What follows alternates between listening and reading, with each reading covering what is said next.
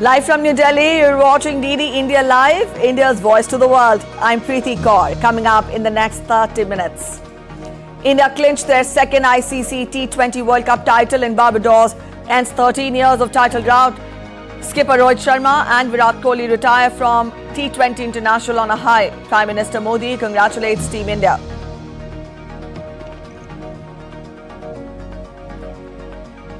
India's Prime Minister Narendra Modi congratulates Election Commission on successful completion of electoral process in his first episode of monthly radio program Mann Ki Baat after assuming office in the third term.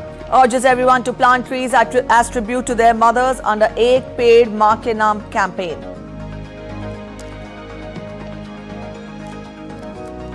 France goes to polls in the first round of French parliamentary elections as far-right eyes historic win. Second round will take place on July 7th. United Nations to hold talks with Afghanistan's Taliban in Doha on Sunday. First meeting to be attended by the Taliban. Envoys from 25 countries to attend. India's External Affairs Minister Dr S Jaishankar to pay an official visit to Qatar today. Focus on boosting energy and trade ties.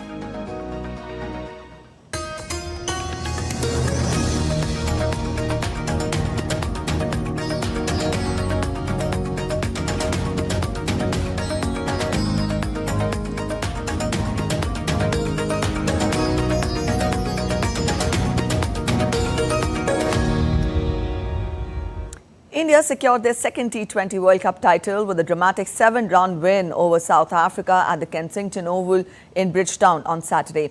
Electing to bat on a dry surface, 2007 champions India overcame a top-order meltdown to post a competitive 176 for the loss of 7 wickets. Virat Kohli scored a crucial 76. He struck his first half-century of this World Cup, and Akshar Patel smashed 47 to power India to a healthy total.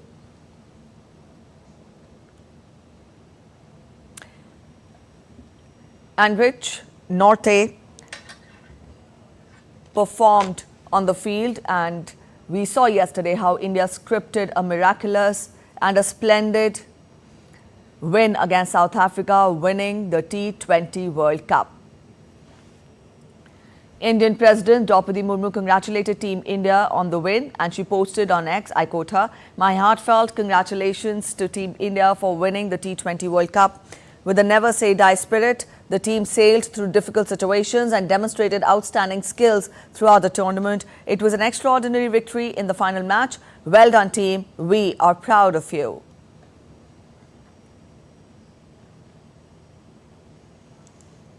Prime Minister Narendra Modi spoke to the Indian cricket team on phone today. He congratulated Rohit Sharma for his splendid captaincy and appreciated his T20 career. He also lauded Virat Kohli for his innings in the final as well as contribution to Indian cricket. He appreciated Hardik Pandya for his final over and Surya Kumar Yadav for his catch. He also talked highly of Jasprit Bumrah's contribution. Prime Minister also thanked Rahul Dravid for his contribution to Indian cricket. India को इस भव्य विजय के लिए सभी देशवासियों की तरफ से बहुत बहुत बधाई। आज 140 करोड़ देशवासी आपके इस शानदार प्रदर्शन के लिए गर्व अनुभव कर रहे हैं। खेल के मैदान में आपने वर्ल्ड कप जीता, लेकिन हिंदुस्तान के हर गांव, गली, मोहल्ले में आपने कोटि कोटि देशवासियों का दिल जीत लिया। और ये टूर्नामेंट एक विशेष कारण से भी याद रखी जाएगी। इतने सारे देश, इतनी सारी टीमें और एक भी मैच हारना नहीं, ये छोटी उपलब्धि नहीं है। आपने क्रिकेट जगत के हर महारथी, उनके हर बॉल को खेला और आपने शानदार विजय प्राप्त करते रहे। एक के बाद एक विजय की इस परंपरा ने आपके हौसले को तो बुलंद कर दिया, लेकिन इस पूरी टूर्नामेंट को भी रसप्रद बना दिया, रोचक बना दिया। आपने शानदार विजय प्राप्त की है। मेरी तरफ से मैं आपको बहुत बहुत बधाई देता हूं, बहुत बहुत शुभकामनाएं देता हूं। India's Prime Minister Narendra Modi addressed the nation and people from abroad today, discussing various issues concerning the people of the country in his Mann Ki Baat radio program. In his address, Prime Minister Narendra Modi congratulated the Election Commission for conducting a successful election process for one of the largest democratic countries in the world. मैं आज देशवासियों को धन्यवाद भी करता हूं कि उन्होंने हमारे संविधान और देश की लोकतांत्रिक व्यवस्थाओं पर अपना अटूट विश्वास दोहराया है। 24 का चुनाव दुनिया का सबसे बड़ा चुनाव था। दुनिया के किसी भी देश में इतना बड़ा चुनाव कभी नहीं हुआ, जिसमें 65 करोड़ लोगों ने वोट डाले हैं। मैं चुनाव आयोग और मतदान की प्रक्रिया से जुड़े हर व्यक्ति को इसके लिए बधाई देता हूं। This year's World Environment Day, India launched a special campaign, Ek Ped Maa Ke Naam. Prime Minister Modi appealed to everyone to plant a tree along with their mothers or in their name under this campaign. इस वर्ष विश्व पर्यावरण दिवस पर एक विशेष अभियान शुरू किया गया है। इस अभियान का नाम है एक पेड़ मां के नाम। मैंने भी एक पेड़ अपनी मां के नाम लगाया है। मैंने सभी देशवासियों से, दुनिया के सभी देशों के लोगों से ये अपील की है कि अपनी मां के साथ मिलकर या उनके नाम पर एक पेड़ जरूर लगाएं। और मुझे ये देखकर बहुत खुशी है कि मां की स्मृति में या उनके सम्मान में पेड़ लगाने का अभियान तेजी से आगे बढ़ रहा है। India's External Affairs Minister Dr S Jaishankar will pay an official visit to the state of Qatar today. During the visit, he will meet Prime Minister and Foreign Minister of Qatar, Sheikh Mohammed bin Abdul Rahman bin Jassim Al Thani. India and Qatar share historic and friendly relations, which are marked by regular exchange of high-level visits.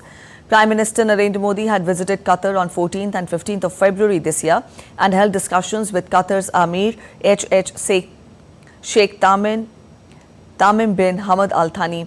The minister's visit will enable both the sides to review various aspects of bilateral relations, including political, trade, investment, energy, security, cultural and people-to-people ties, as well as the regional and international issues of mutual interest. 29th Chief of the Army Staff, Indian Army, General Manoj Pandey received a Guard of Honor in New Delhi as he relinquished the post of the Army Chief. General Pandey took over the office in April 2022 and served for over 2 years. Under the leadership of General Pandey, the Indian Army saw major transformations and boost towards modernization and self-reliance. General Pandey will be succeeded by General Upendra Dwivedi, who will be taking over as the 30th Chief of the Army Staff of Indian Army.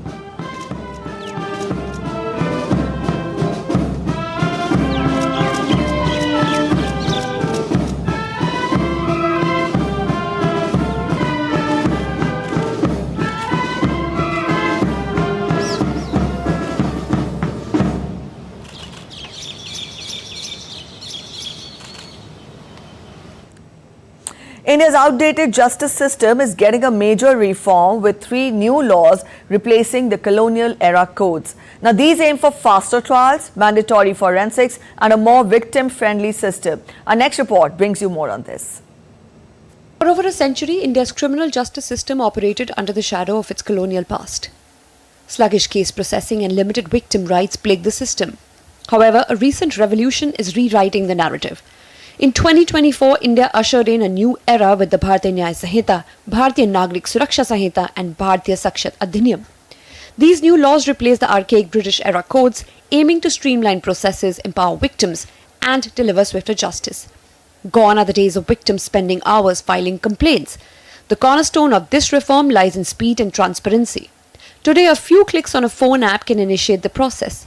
This online FIR or First Information Report system not only saves time but also empowers victims, especially those in remote areas or facing mobility limitations.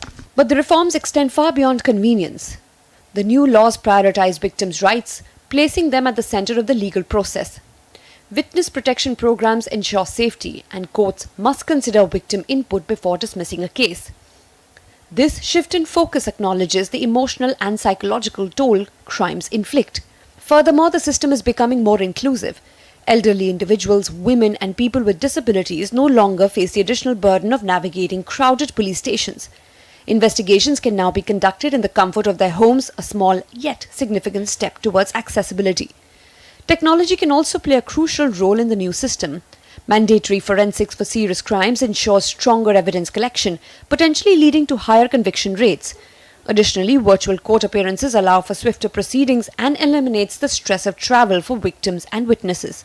However, like any other major reform, challenges persist. Ensuring proper implementation across the vast and diverse Indian landscape is paramount. Concerns regarding potential misuse of police power also requires vigilant monitoring. Despite these hurdles, the new legal framework represents a significant leap forward. India's criminal justice system is no longer an archaic relic, but a system striving to be faster, fairer, and more respectful of all those who seek its protection. This is a revolution with the potential to transform the lives of millions, offering them the hope of a justice system that truly works for them. Bureau Report, DD India. Over 13,000 pilgrims paid obeisance at the Holy Cave Shrine of Amarnath on Saturday. Security was beefed up on the first day of the annual pilgrimage. This morning, the third batch of 6,619 Amarnath pilgrims left from Jammu base camp towards twin routes of the Holy Cave in Pahalgam in South Kashmir's Anantnag district and Baltal in the Gandarbal district in a cavalcade of 319 vehicles. Helicopter services began from Pahalgam side in India's Jammu and Kashmir on the first day of the Holy Amarnath Yatra. The move will enhance connectivity and convenience for the pilgrims. This initiative aims to facilitate those pilgrims who are unable to travel by foot or ride through the ponies, ensuring that they can still have the Holy Darshan with ease.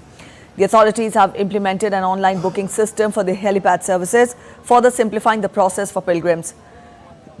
Though the helicopter services were temporarily halted earlier today due to adverse weather conditions, the administration is closely monitoring the situation to ensure safety of all pilgrims and will resume services as soon as conditions improve.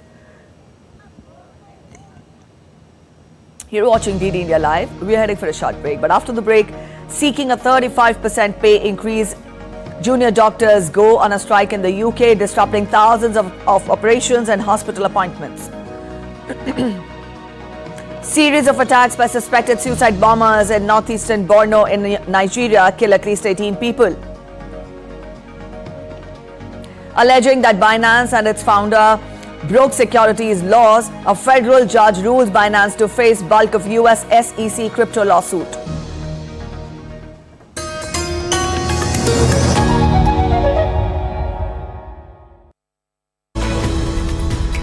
We just don't bring you the news as it unfolds. We get to the heart of the matter. We don't just present facts, we demystify complex social, political and economic events. We break stories that shape the world's present and future because you deserve the truth. I am Tanvi Taneja from New Delhi. I'm Ollie Barrett from London. I'm Nick Harper from Washington, DC. Join us on DD India Global Monday to Friday at these times.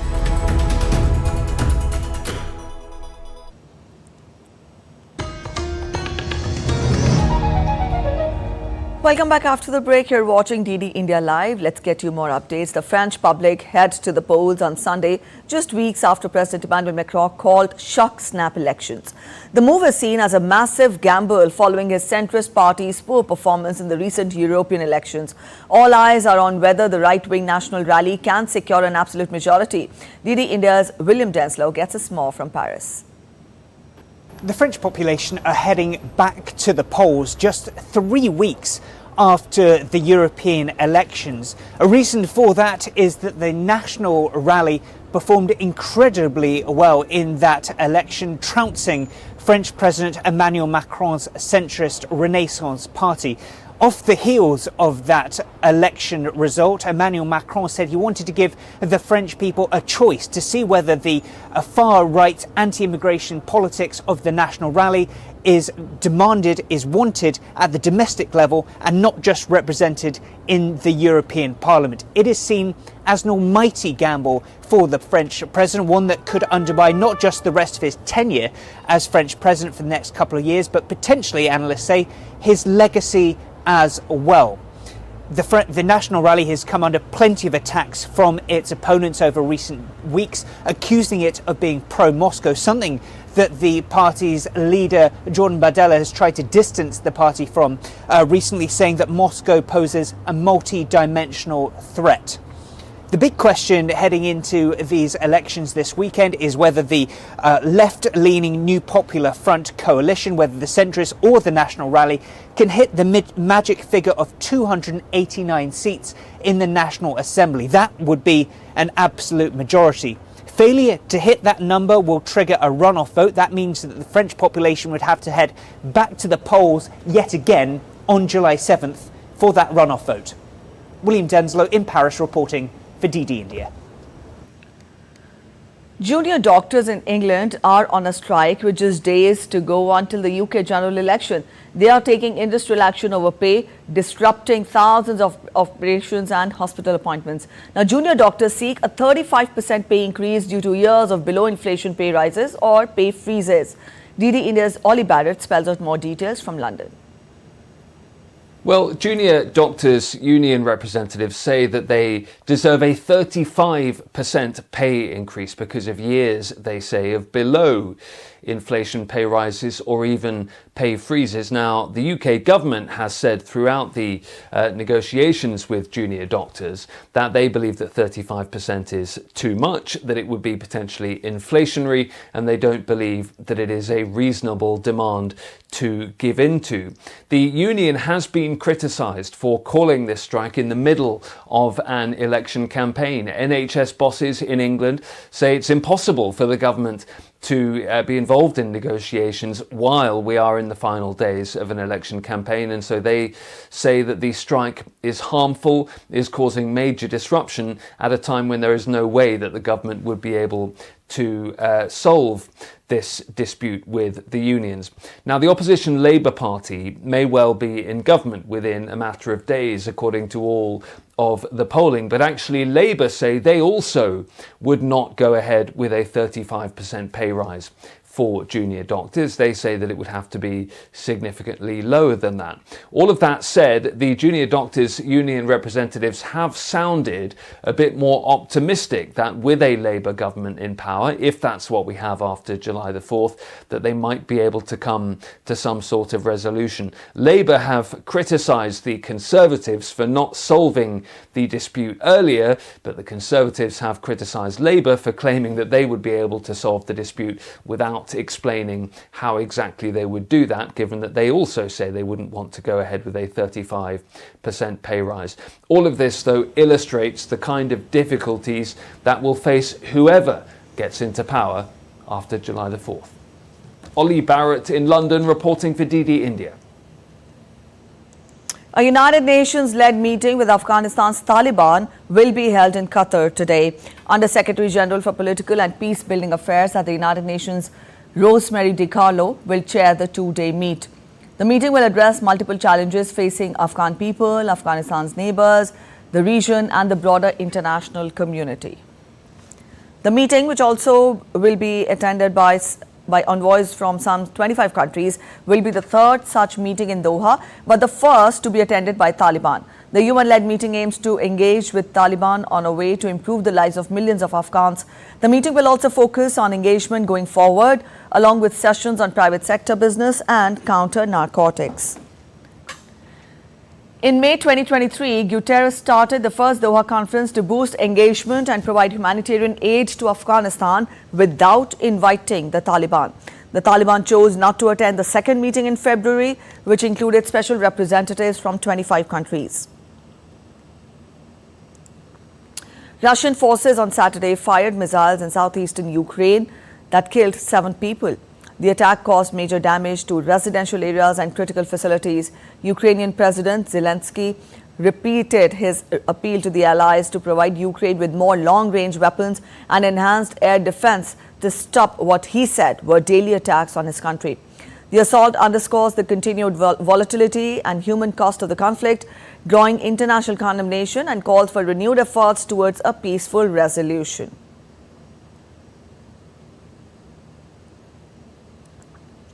North Korea criticized a joint military exercise by South Korea, Japan and the United States held this month on Sunday and said that such drills show the relationship among 3 countries has developed into the Asian version of NATO.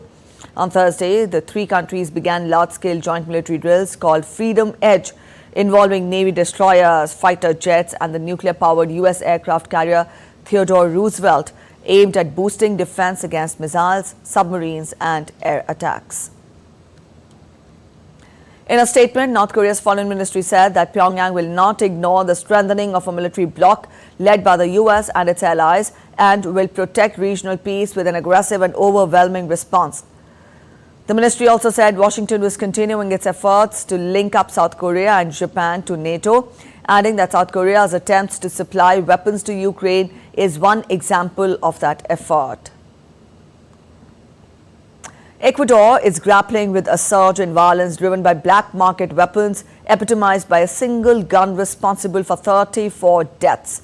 The proliferation of illegal firearms has exacerbated the country's crime rates, leading to a rise in homicide, robbery and gang-related activities. Now, this spike in violence has overwhelmed law enforcement agencies and strained public safety resources.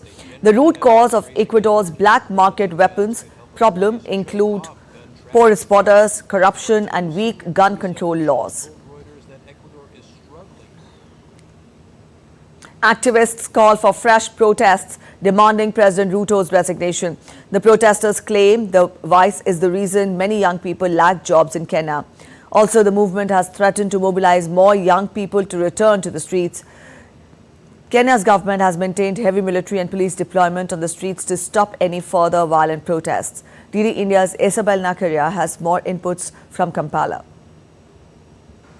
Protesters in Kenya are planning to press harder with demands that President Ruto resigns after failing to make reforms to fight corruption in the country.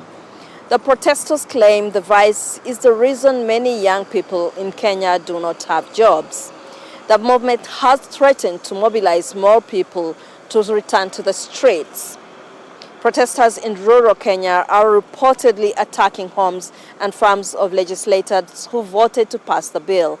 Now, on Wednesday, President Ruto conceded to demands to drop the finance bill after a nationwide protest that resulted into loss of lives and property.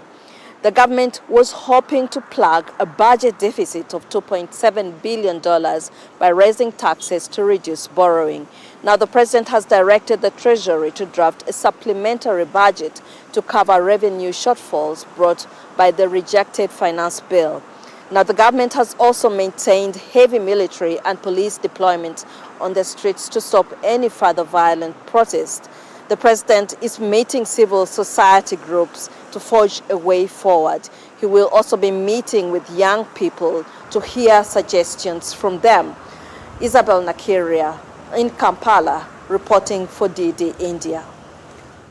And now we take a look at other stories making it to the headlines from across the world. Egypt is looking to raise its target for the renewable share of energy generation to 58% by 2040 in an updated strategy for expanding green power. Egypt previously had a target to generate 42% of its power through renewables by 2030. Electricity Minister said on an Egypt-EU investment conference that the government hoped to publish the new strategy in the next 2 to 3 months. A federal judge ruled that the majority of a lawsuit filed by U.S. Securities and Exchange Commission against Binance, the world's largest cryptocurrency exchange, can proceed.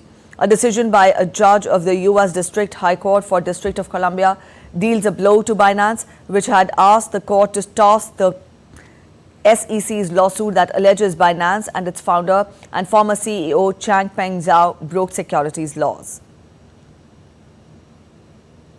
That's it in this edition of DD India Live, but let us know your thoughts on the news of the day. For those of you on the go, you can get all the latest news and updates from India and across the world on the DD India mobile app.